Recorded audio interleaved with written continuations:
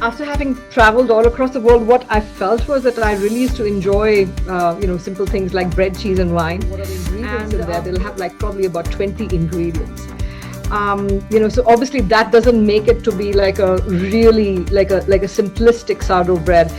Bread is simply, it's been there for thousands of years, during Egyptian times, and sourdough actually started from that time. Somewhat of a working method to get to bake a good sourdough I'll just bread. quickly explain the entire sourdough process. How does it work?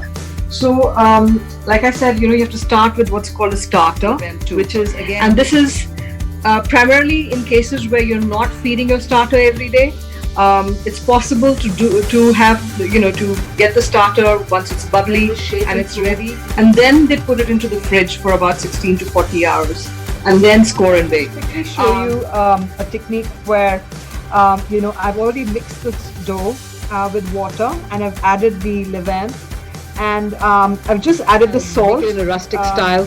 I wish we had what's called smelly vision.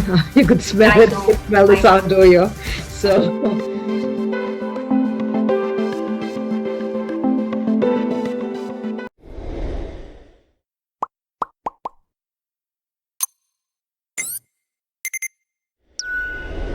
In this episode of Healthy Baking, I'm happy to be in conversation with Shaili Arora, a very, very successful senior IT professional who's lived in the Americas, Australia, and at New Delhi, and has now taken a break from the corporate career and moved into a more peaceful lifestyle amidst the mountains at Panchgani, which is in Maharashtra near Pune.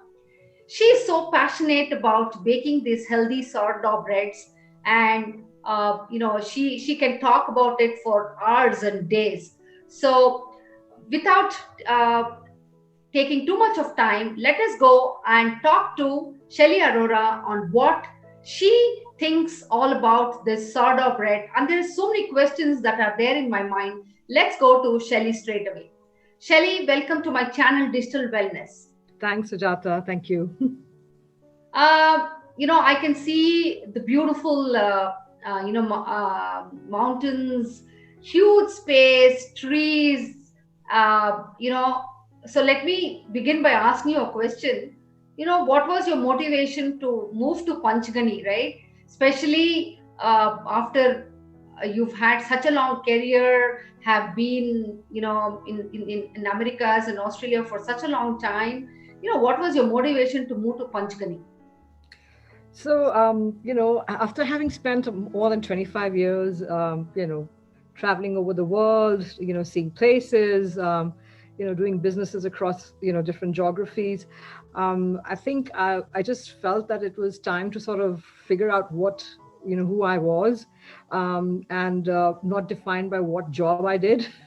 So I think after having lived, across all these places, we moved to Delhi first, because of family reasons, and then I think Delhi, the way it was going down in terms of pollution and all of that stuff, we thought we had the opportunity to come and move to Panchgani, and so to speak, slower, make our lifestyle a little bit more slower than what it was. So we moved here with my 13-year-old son, my husband and I, and my mother-in-law already had this place, so it was a great opportunity to kind of slip right in, and basically slow down our life, and so focus on healthy living, yoga, walks, trekking, around the hills that we have, where we live. So just about that, and just thought that, okay, it's time to slow down. That's all.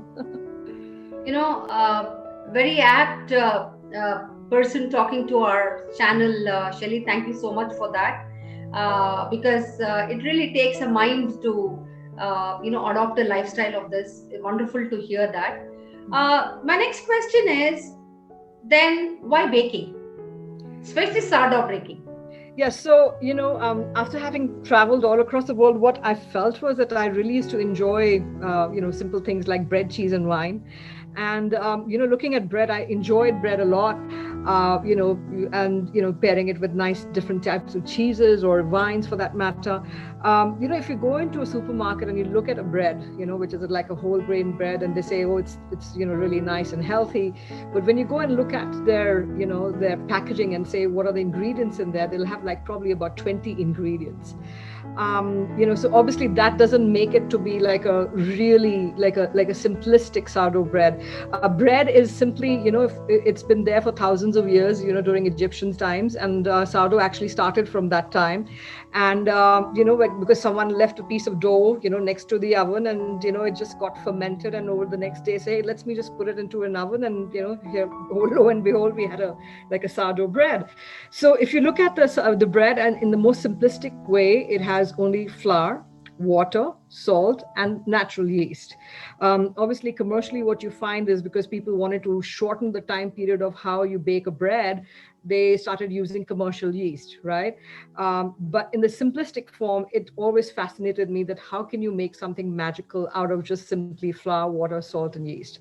So that was my motivation. Having moved to a place like Panchgani where, resources are limited, you don't have, the usual city, advantages that you can get from bakeries and things. And last year, the lockdown helped me in terms of focusing as to, can I get into bread baking? I was already doing a lot of desserts and things that I was practicing, and YouTube is actually a great tool now. So obviously I was trying to make the most of it, and I have a 13-year-old son who's always very hungry and always wanting to have something different because it's not the same boring stuff. So I started with cakes, I started with tarts, and then I said, okay, let me try breads. I was lucky enough to take a few online courses as well, and kept practicing.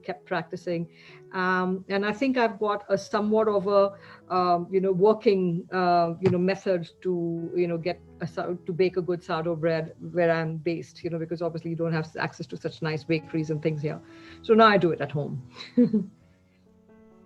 So how long does it take to do a sourdough bread, Shelly? See, the basic premise of a sourdough bread is, okay, long fermentation. So it can take anything from the time that you actually refresh what's called a starter or a mother starter to about actually baking it. It could vary anything from 16 to about 48 hours to 72 hours, So it depends on how long you want your fermentation to be. It depends on the environment that you're living in. It depends on the altitude that you're in. It depends on how much humidity is there in the environment, So the way you would bake a sourdough bread or, have the fermentation process in the summer is going to be very different from what it's going to be in the monsoon or in the winter time. So like I said, it could be anything from 16 to 48 hours. It depends on you exactly how much effort you want to put in. I personally, because of the place that I'm living in, tend to, it takes me almost 2.5 days from start to finish. Wow. So, you literally can see the bread being baked before you exactly eat it, right? Yes, of course. Yeah. It's a wonderful experience, right? And it depends on you. It's like you could do a faster one. I mean, I like to do the long ferment because that's my preference. But of course, people can do different things at different places. So it's entirely a personal choice. Right. I think the longer it ferments, like at least there's a lot of material which says that because of its long fermentation process, it's kind of different from the other breads, and that's why it has so much of rich vitamins and exactly correct. Right? So can we see the process of how do you exactly make this sourdough bread? We can do that. I'll just quickly take you through like a quick flow chart in terms of what are the different steps that are involved. Explain the entire sourdough process. How does it work? So, like I said, you have to start with what's called a starter, which is again a mixture of just, flour and water. And you sort of feed it over a period of 7 days. And once it sort of starts becoming bubbly and it has an acidic smell, your starter is ready. And you basically use any kind of measurements like 1 part water, 1 part, flour. And the flour can be a combination of, all-purpose flour or an atta, any kind of combination works. There are several sort of recipes that are available on the net, and you can choose any one of them. Yeah. So once you have that ready, I think what we start with what's called a levain. And a levain is again, a starter that you've taken from the mother starter, that you take out a little piece of it, and then you mix it with more flour and water. Okay, so that's a levain 1. And let's say you start at a particular time, perhaps, let's say on an evening, and from 10 to 12 hours post that, you work with another levain, which is a levain 2. And this is primarily in cases where you're not feeding your starter every day. It's possible to get the starter once it's bubbly and it's ready. You can keep it in the fridge, and just before you're trying to bake it, start baking. That is, you can come up with what's called a levain 1. After 10 to 12 hours, again you feed it, and this can also be in the ratio of 1:1, which means water being 1 part and flour being 1 part, and the starter being 1 part.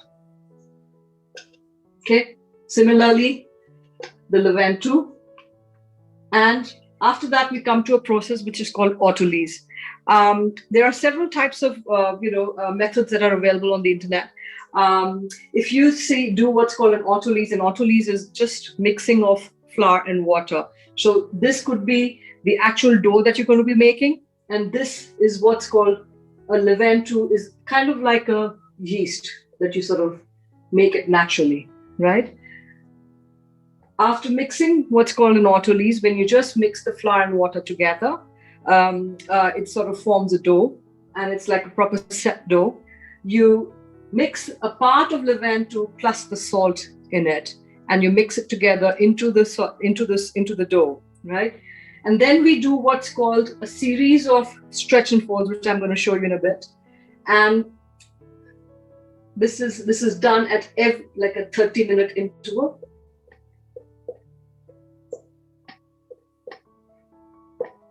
And this is also a 30-minute interval. This is after 10 to 12 hours, right? Then we come to what's called a bulk ferment, and this could extend from 3 hours to 16 hours to 24 hours. It could be anything. The longer you ferment, the better it is. And after that, you will find that the dough rises quite a bit because it's got the natural yeast that it has formed, and because we are doing all these processes to it, it helps to rise. And then we do what's called shaping. That means you shape the dough into the form of a boule or a batard or even a sandwich loaf for that matter. And then you proof it for another hour, and then take it out and score, which means you just slice the bread to a point where you want the bread to rise, and the kind of slicing that it doesn't sort of open up in different points, and then you bake it in the oven. So pretty much these are the steps that are involved. In India, and because of the kind of temperature that we are in, there are different variations that are possible. A lot of people tend to bulk ferment outside, then they shape and proof, and then they put it into the fridge for about 16 to 40 hours, and then score and bake. The place that I live in, because it's high humidity and it's also at an elevation, what works better for me is bulk ferment overnight in a fridge, and then shape and proof within an hour, and then bake. So that's pretty much the entire process that we sort of follow. I didn't realize, Shalini, there is so much involved in making of a sourdough bread, because I would normally, especially in the US, just go to the store and pick it up. I didn't realize that it's such a huge process, and I can imagine because the way you actually kind of split it up into smaller pieces, and really probably used even your IT experience on going down to details. Yes, right? Exactly. It requires a little bit of intuitiveness. It requires a little bit of a method and process. And I think I cannot stress enough, but there's you must keep notes. As much what's working today may not work tomorrow, and it can get very frustrating. So till the time that you become an expert, which I think for me it's still a work in progress. You learn something new every single time. There are books and books and books that are available. There are YouTube videos that are available. I scanned all of them, and it takes a lot of experience to sort of come to and be patient. And you have to me, it has become almost meditative to sort of work on it and have this joy of baking bread. So wow, wonderful. So can we see some of these processes in the making? I'll show that now. Show you a technique where I've already mixed this dough with water, and I've added the levain, and I've just added the salt. I tend to add the salt with a little bit of water so that it kind of spreads nicely. And the way to do it is you keep a bowl of water here, just wet your hands nicely, and you do what's called a pinch technique, that you pinch the dough, and then you sort of lift it up, bring it in.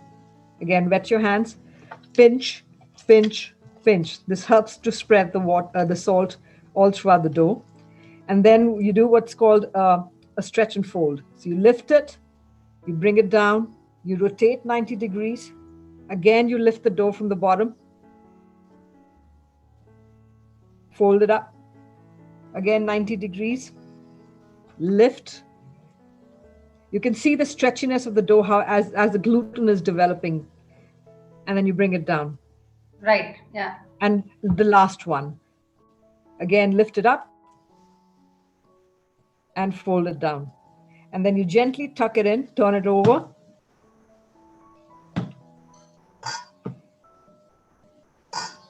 And you gently tuck it in and you fold. You either use a shower cap. I've used like a linen cloth which has been wet, and you cover it. The reason why you cover it is because you need to make sure that the dough doesn't get dried up, and so it stays wet. So we leave it to doing the stretch and fold technique that I just showed you. You could do that at an interval of 30 minutes each, and it would be like that would be spread over an hour and a half. Then we let the dough rest, and that's called a bulk fermentation stage, and that could be anywhere from between 2 hours to about 16 hours to even 24 hours. It depends on how long you want it to rest. Bulk fermentation, we tend to take out the dough and we do what's called a shaping, and we do what's called a proof. So I tend to proof for an hour in the fridge, because I'm in an environment which is highly humid, even though it's at a high altitude and even if it is cold. And then you take it out of the fridge and you sort of score and you bake it. Scoring means you tend to cut the dough into where you want the dough to rise and where the split will happen with the dough naturally, to prevent the natural splitting of the dough. So at the end of the bake, you have what's like this, something like this. This is what I baked just a couple of hours ago. Wow, it looks very yummy. Just that I can't pick it up on the video. It looks lovely. Yeah, so it's more like a country loaf. I would make it in a rustic style. And yeah, I wish we had what's called smelly vision. You could smell it, you could smell the sourdough here. So it's pretty much that. There are lots of recipes out there in the on the net, and you can choose any and pick and choose and bake it. It is you do tend you tend to there is a lot of the action time is sort of spread out.